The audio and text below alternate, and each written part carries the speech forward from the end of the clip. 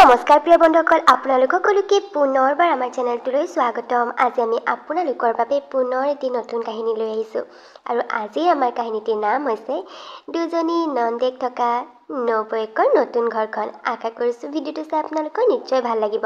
তেন্তে আহকচোন এতিয়া আমি কাহিনীটোৰ মাজলৈ আগবাঢ়ি যাওঁ। মা, ঘৰটোলৈ এবাৰ চাইছানে নাই? সময় 7টা বাজিলে আৰু এতিয়ালৈকে কিন্তু আমাৰ বৌৰ উঠিবলৈকে হোৱা নাই। মা, বৌটো এখন ঘৰলৈ বিয়া হৈ অহা আজি এমাহেই সম্পূৰ্ণ হোৱা নাই। ক'বলৈ গ'লে একেবাৰে 9 ছোৱালীয়ে হৈ আছে। আৰু চোৱাচোন, 9 ছোৱালীজনী বাৰু ইমান দেৰিলৈকে শুই থাকেনে? কেনেকুৱা লাগে বাৰু? তুমি একো নাই কোৱা কিয় বৌ? মই চাইহে আছোঁ তাইক। দেখিছোঁ একো নোকোৱা কাৰণে একেবাৰে মূৰৰ ওপৰত উঠিলেই। ময়ো কম শাহুৱেক নহয়। তাইক ইমান সহজতে মূৰৰ ওপৰত উঠিবলৈ নিদিওঁ। এতিয়াই গৈ মই তাইক জগাই আছোঁ। আৰু এটা কথা নহয় মা, তুমি বৌক উঠাবলৈ গৈছা যেতিয়া এটা কথা একেবাৰতে কৈ থৈ আহিবা। এতিয়াৰ পৰা এই ঘৰখনৰ সকলোবিলাক কাম বৌয়ে কৰিব লাগিব। আমি আৰু এতিয়াৰ পৰা এইখন ঘৰত গোটাই এগছো নকৰোঁ। ঘৰৰ বোৱাৰী আহি যেতিয়া আমি কিয় কাম কৰিম? ঘৰৰ বোৱাৰীয়ে চব কাম কৰিব। এতিয়াৰ পৰা গোটেই কামৰ দায়িত্ব মুঠতে বৌৰ। তুমি ভালকৈ বৌক কামবিলাকৰ বিষয়ে বুজাই থৈ আহিবা। তাৰপিছতে প্ৰিয়াৰ শাহুৱেক একেবাৰে আহি প্ৰিয়াৰ ৰুম পালেহি। অৱশ্যে তেতিয়ালৈকে প্ৰিয়া শুই উঠিছিলেই। মা, আজি অকণমান শুই উঠা দেৰি হৈ গ'ল। কেনেকৈ জানো সাৰেই নাপালোঁ সোনকালে। মা, এতিয়া মই পটককৈ গাটো ধুই আহোঁগৈ। গাটো ধুই সোনকালে বাহিৰলৈ আহিবা। তোমাক দুটামান কথা ক'বলগীয়া আছে মোৰ। তাৰপিছতে লৰালৰিকৈ গা পা ধুই প্ৰিয়া বাহিৰলৈ ওলাই আহিল। আচলতে প্ৰিয়া এইখন ঘৰলৈ নতুনকৈ বোৱাৰী হৈ আহিছে। প্ৰিয়াৰ এই নতুন ঘৰখনত আছে তাইৰ গিৰিয়েক, শাহুৱেক আৰু দুজনীকৈ নন্দেক। ডাঙৰ নন্দেক ৰীণা আৰু সৰু নন্দেক ৰশ্মিতা। মা, আপোনালোকে চাহ খালে নেকি? মই বনাই আনোগৈ আৰু বনাই খোৱা যদি। 1 মিনিট ৰ'বা। তোমাক মোৰ দুটামান কথা ক'বলগীয়া আছে। কৈছিলোঁ নহয় তোমাক। শুনা, তুমি এইখন ঘৰলৈ আহিছা বোৱাৰী হৈ, গতিকে এইখন ঘৰৰ দায়িত্ব এতিয়াৰ পৰা সকলোবিলাক তোমাৰ ওপৰত। গতিকে নিজকে অকণমান সলনি কৰা। ইমান দেৰিলৈকে শুই থাকিলে ঘৰৰ সংসাৰ চলাব নোৱাৰিবা নহয়। গতিকে কাইলৈৰ পৰা তুমি পুৱা 5:30 বজাত উঠিবই লাগিব। আৰু উঠিয়েই ঘৰৰ সকলোবিলাক কাম বন কৰিব লাগিব। ঘৰ সৰা, ঘৰ মোচা, বাচন বৰ্তন ধোৱা। আৰু তাৰপিছতে 7 বজাৰ লগে লগে মোক পুৱাৰ চাহ একাপ লাগিব। আৰু 8 বজাৰ লগে লগে আমাক সকলোকে ব্ৰেকফাষ্ট সময়ত লাগিব।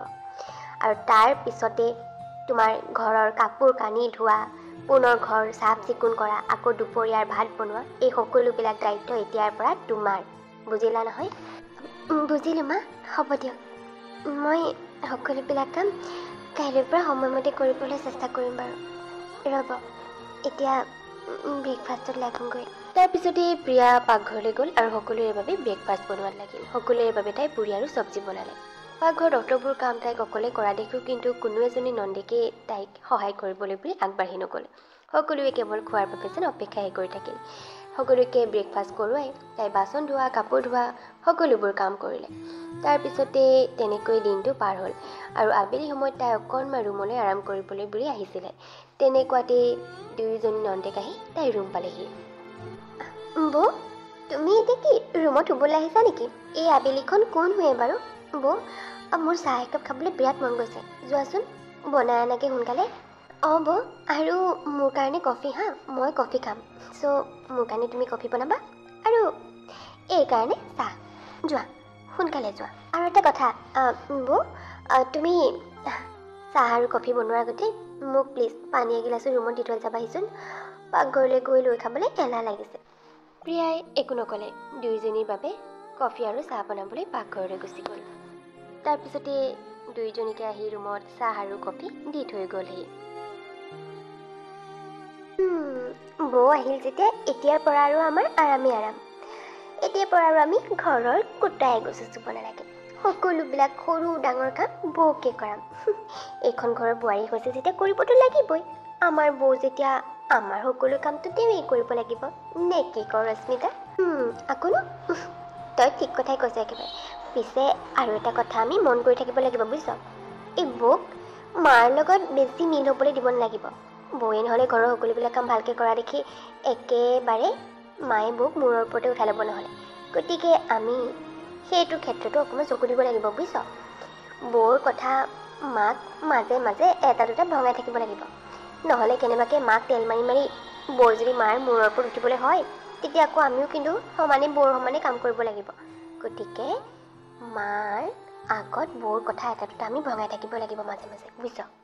তেনেকৈ দিনবোৰ পাৰ হ'বলৈ ধৰিলে।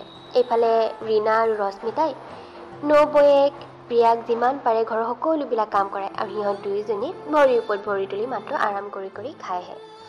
আৰু মাজে সময়ে নবৌৱেকৰ বিষয়ে মাকক এটা দুটা কথাও লগাই থাকে, মাকৰ পৰা নবৌৱেকক গালি খুৱাবলৈ, আৰু নবৌৱেকক যাতে মাকে বেছি মৰম কৰি মূৰৰ ওপৰত উঠাই নলয় তাৰ বাবে।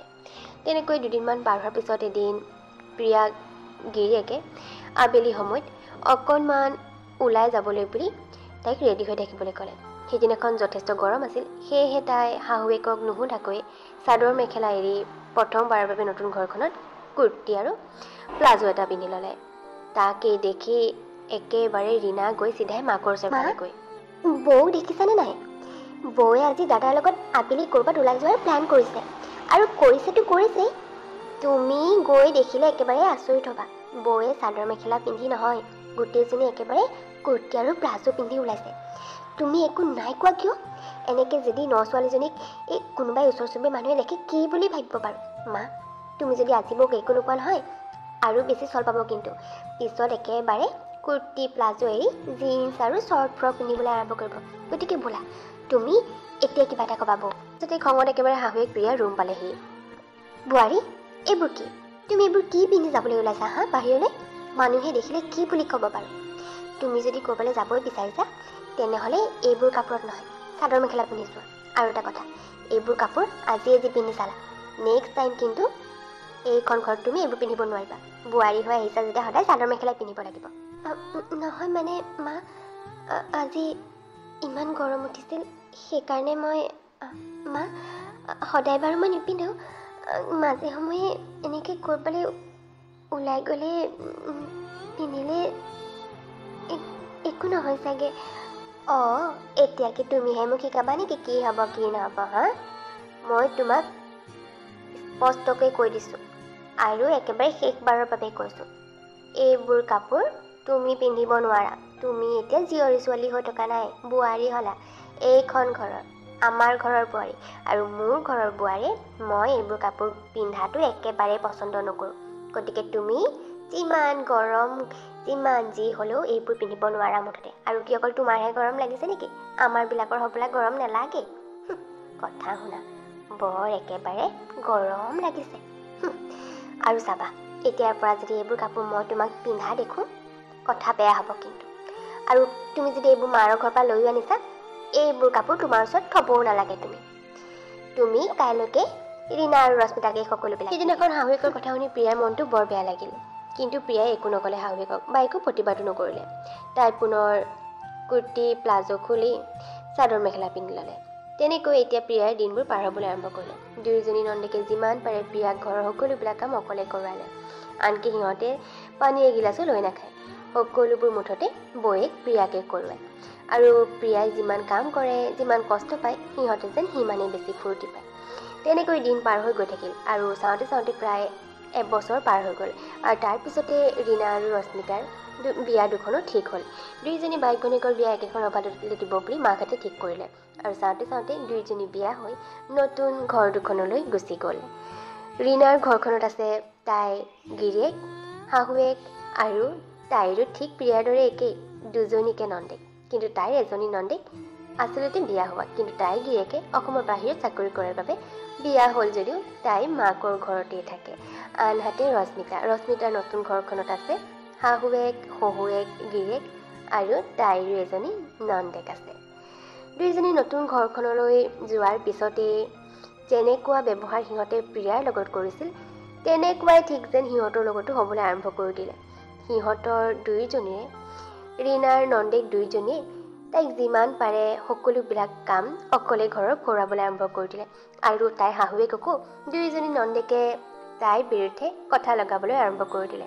এইফালে ৰশ্মিতাৰো ঠিক একেই, তাইৰো নন্দেক আৰু শাহুৱেকে যিমান পাৰে ঘৰৰ সকলো কাম তাইক অকলে কৰিবলৈ দিয়ে। আৰু নন্দেকে মাজে সময়ে তাইক নবৌৱেক প্ৰিয়াৰ লগত কৰাৰ দৰে নন্দেকেও তাইৰ শাহুৱেকক তাইৰ বিৰুদ্ধে কথা লগায়, কামত খুঁত উলিয়াই গালি খুৱাবলৈ চেষ্টা কৰে। তেনেকৈয়ে নতুন ঘৰ দুখনত দুয়োজনীয়ে প্ৰায় এমাহ পাৰ হ'ল। আৰু এই এমাহত সিহঁত দুয়োজনীয়ে ভালকৈ বুজি উঠিল যে আচলতে সিহঁত যেতিয়া নন্দেক হৈ আছিল নিজৰ ঘৰখনত, তেতিয়া নবৈ প্ৰিয়াৰ লগত সিহঁতে কিমান ডাঙৰ ভুল কৰিছিল। এই এমাহত সেই কথা সিহঁতে ভালকৈ উপলব্ধি কৰিব পাৰিলে। আৰু এমাহৰ পিছত দুয়োজনী মাকৰ ঘৰলৈ যেতিয়া আহিল, নিজৰ নবৈ প্ৰিয়াক ক্ষমাও বিচাৰিলে। কাৰণ সিহঁতে নন্দেক হৈ নবৈ প্ৰিয়াৰ লগত যিমান যি কৰিছিল, এতিয়া সেই সকলোবিলাক সিহঁতৰ নন্দেকে সিহঁতৰ লগত কৰা আৰম্ভ কৰি দিলে। আৰু সিহঁতে বুজি উঠিল যে আচলতে সিহঁত কিমান ভুল আছিল। এতিয়া সিহঁতৰ নন্দেকে তেনেকুৱা সিহঁতৰ লগত কৰাৰ বাবে সিহঁতৰ কিমান বেছি বেয়া লাগে, কিমান বেছি কষ্ট হয়।